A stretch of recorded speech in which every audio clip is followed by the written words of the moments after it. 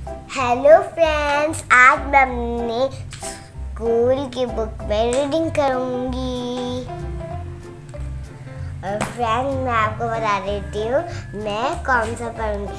साल में आए मौसम, चार, सर्दी, गर्मी, खिजाव। फ्रेंड्स, ये मेरा सबसे फेवरेट चैप्टर है, मैं इसको पढ़ती हूँ। आज मैं आपको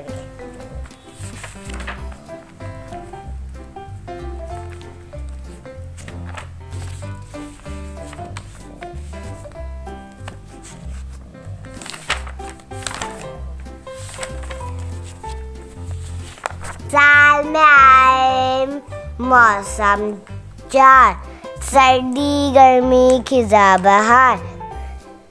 जब बाहर का मौसम आता है, दरख्तों पर नए नए पत्ते निकलने लगते हैं, रंग बिरंगे फूल खिलते हैं।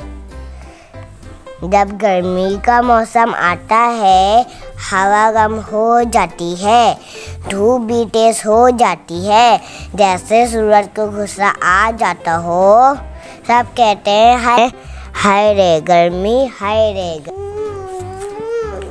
जब खिज़क का मौसम आता है, हवा खुश हो जाती है, फूल झड़ जाते हैं, दरख्तों से पत्ते गिरने लगते हैं। सर्दी के मौसम में हवा